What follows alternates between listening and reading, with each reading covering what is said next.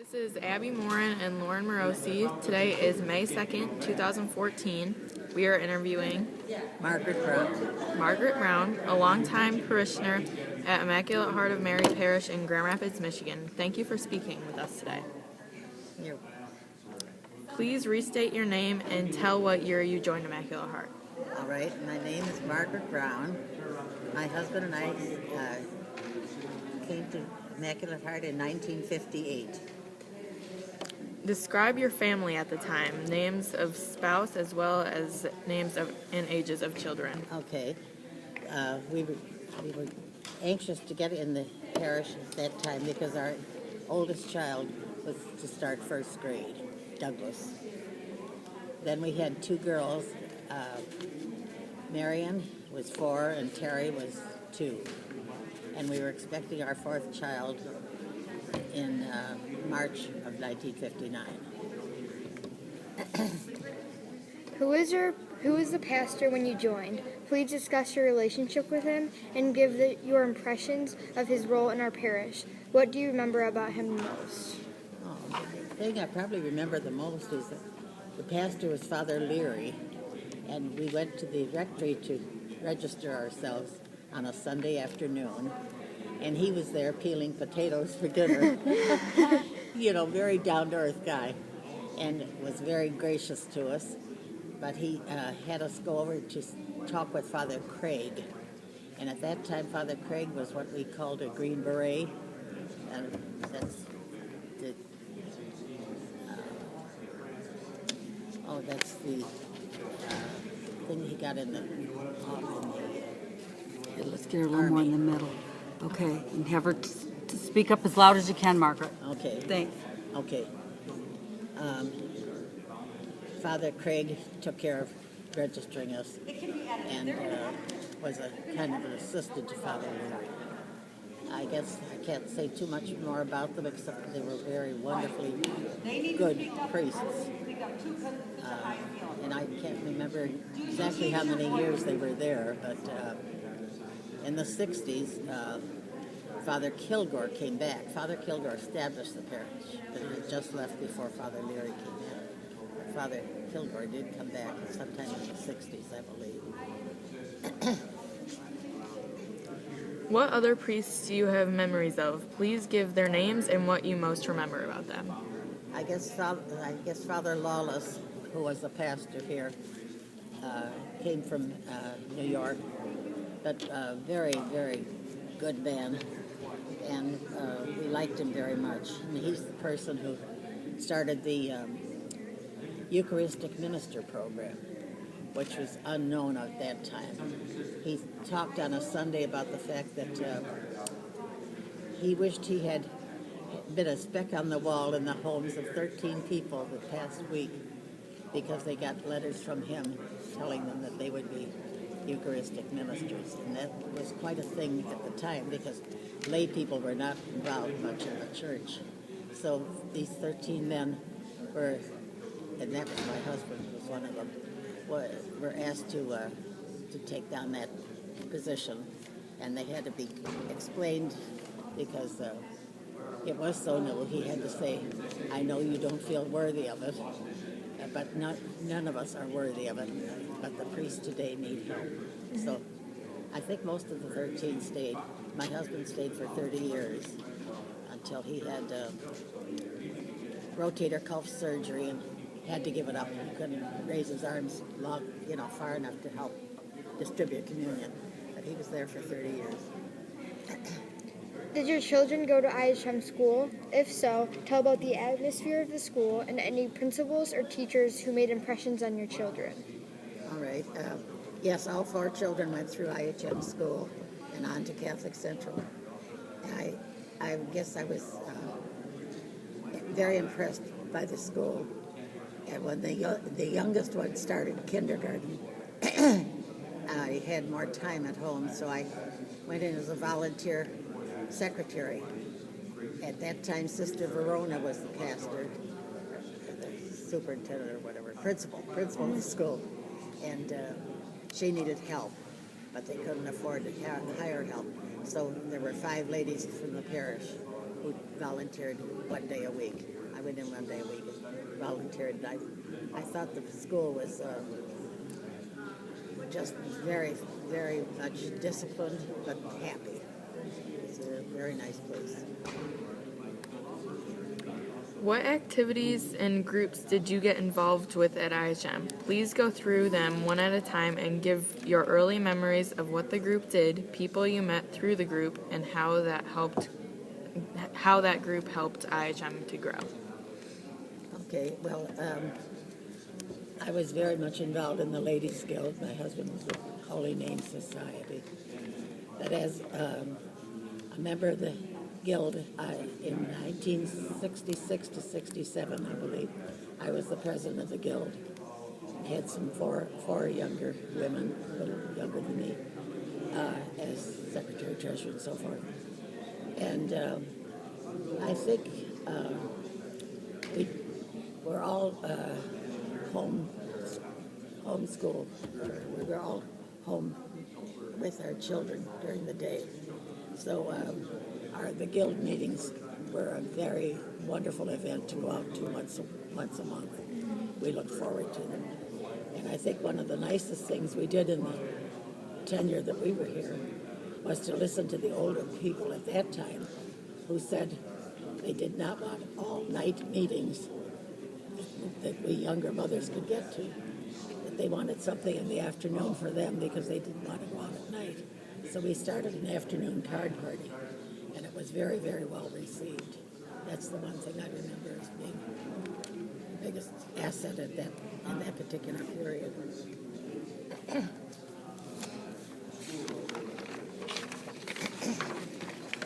Tell about specific memories you have about new things at IHM, such as new buildings, new programs, or new ways of doing things. I think what the improvements they made here, for instance, right in the gym, are just wonderful, and I give the parish a lot of good kudos for it, because they have spent a lot of money to make the place as nice as it is, but it certainly is a nice place for children to come and for adults to entertain and be taken care of like today. It's just a nice thing. What's different at IHM now that you miss about former times? It's different at IHM now. I think it's too bad we don't have a cry room for the children. They used to have a room in the basement where families would bring their babies. They had several cribs down there, and they were mothers that took turns taking care of the children during Mass, while the young families could enjoy Mass. I think it's too bad that that has not been retained. But other than that, I think the parish is very forward-thinking, and I think they do a very fine job. Have the priest or parishioners helped you through tough times? Fortunately, I haven't had too many tough times, but they've been there when I've needed them for any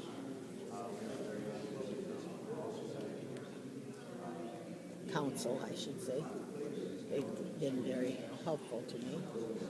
But I fortunately haven't had anything. I guess I did have one problem, and they were very nice. I had a grandson who committed suicide several years ago, and the priests were very kind about just making us get through it. Other than that, I haven't had anything.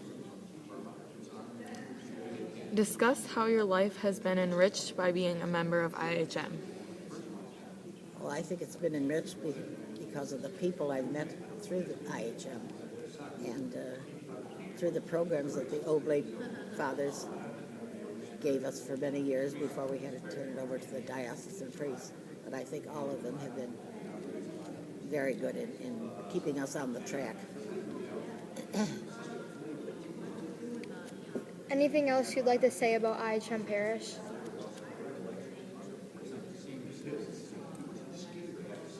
I can't do anything but praise it, I guess. I'm just very happy with it and have always been.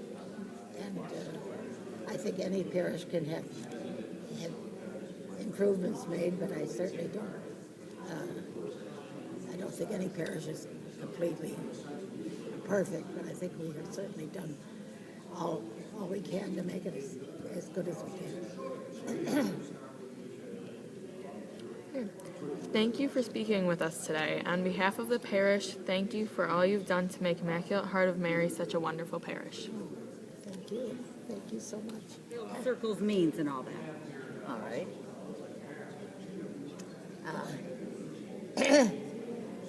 I guess through the guild, we were asked if we wanted to play bridge, and those who wanted to got formed circles. There were 8 ladies that would play bridge together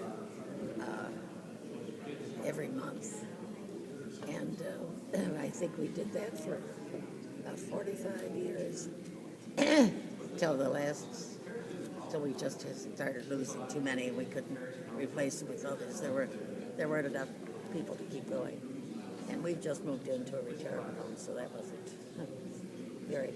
I know another thing I didn't tell you about. My husband Bill used to come here through the Holy Name Society and clean the gym floor, which is the old church, on Saturday mornings before the kids would come in. It was right after they made that first church into a gymnasium. And he did it right as they were opening the new church. Mm-hmm. They made this a gym. And then they made the rectory across from him, across from the old school, the old church, was made the rectory for the priests. They made that the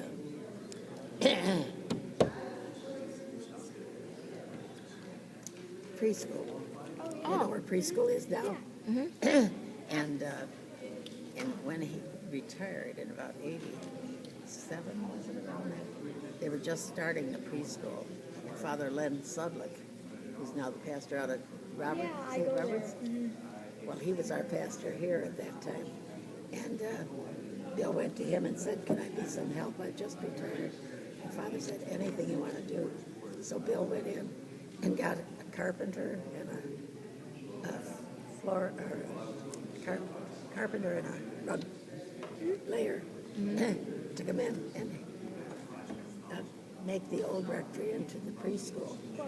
Yeah, just as it was starting. So he worked quite a bit on that and did a lot of work there. Remember that our daughter Terry at that time was going to be in the preschool herself as a co-teacher. But they took the fireplace in the rectory and that had to be camouflaged because that wouldn't be up to code. So that's where they made the little stand for the little children to go up on and talk. It was quite a nice addition, and it was a lot of his work that accomplished it. So that was one nice thing that he accomplished very much. Did you tell him about that? I did. Good. I just told him about Bill having helped to convert the old rectory into the preschool.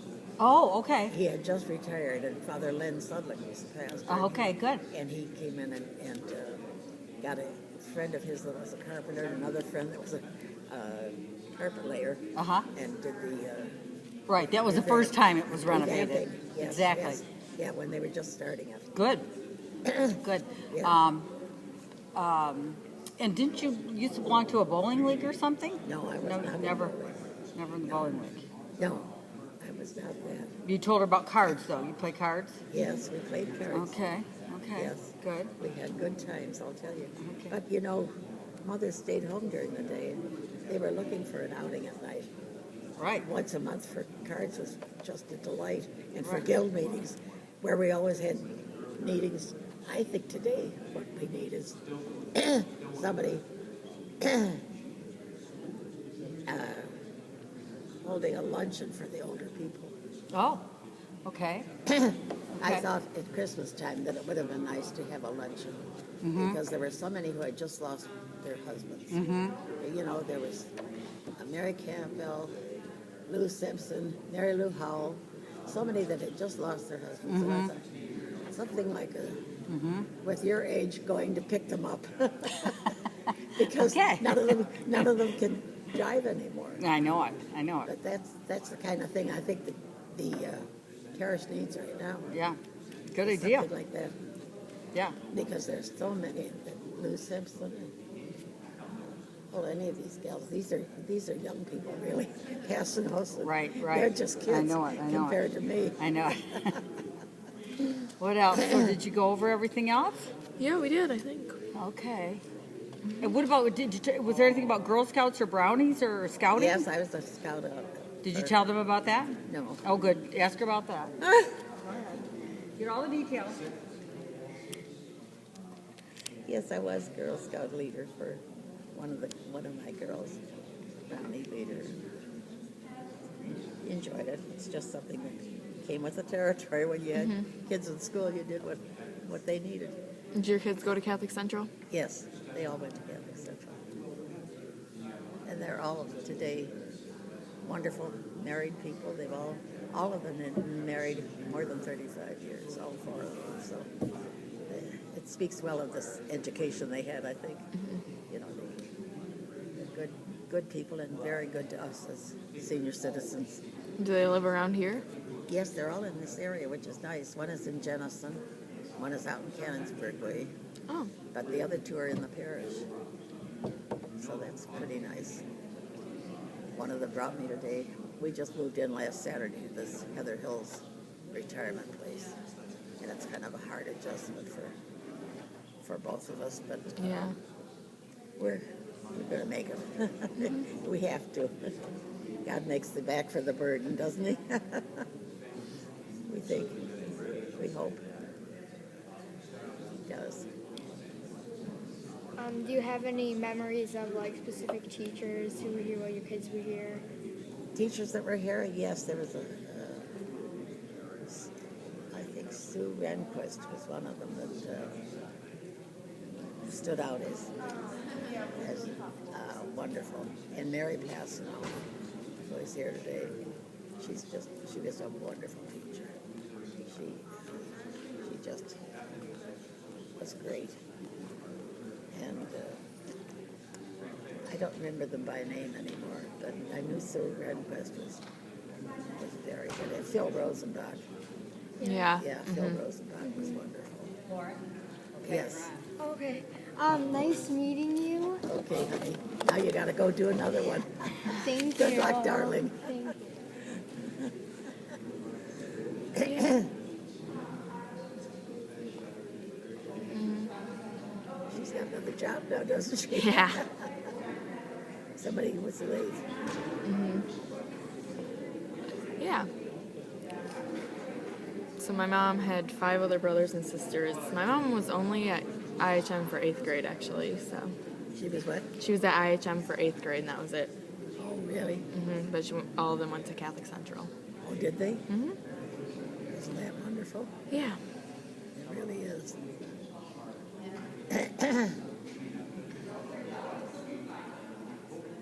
You like up there, don't you? You like IHM? Yeah. Good. Good. How many are in the 7th grade? We have 26 in our grade. That's all. Yeah. It's kind of gotten smaller as we get older. Yeah, people are leaving because of the A lot of people go. Actually, we've lost a lot of kids to East Grand Rapids. Yes, yes. And the Forest Hills, probably. Forest Hills, Northern, yeah. Yes, I see that because they don't want the Grand Rapids public schools, but they want the outlying. Yeah. Like, we live in East Grand Rapids, and you see a lot of people, like, selling their houses right before the school season starts up because Sure. they sell really fast in East right now. Yes, I bet they do. I bet they do. They've got a good school system, too. They do. Yeah. Yeah. Now, how many are in the 8th grade? I don't know. We'd have to ask Mrs. Perry. Probably close to about the 7th grade. I would guess 24, maybe Really? 23 or 24. Do what? Most of them go on to Catholic Central? Or Yeah. Do they? Yeah. Oh, good. Catholic Central, like, it seems to grow once you get to Catholic Central.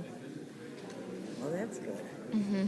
And I think anybody in town doesn't want to go to Olive Hills. Yeah. You would have a choice because you could go to East. I could go to East. Yeah. I actually shadowed at East last year, but we ended up sticking with IHM because I want to go to Catholic Central for high school, and it's hard to get out of the Catholic school system and then get right back in. Yeah, yeah. Mm-hmm. So you just decided to bite the bullet. Yeah. I can understand that. Yeah. Yeah. Well, it's nice that some families still know that it means a lot to have that education. Yeah. I think it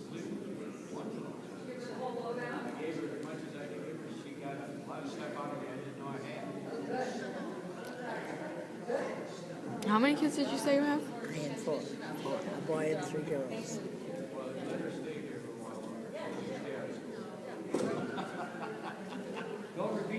All done?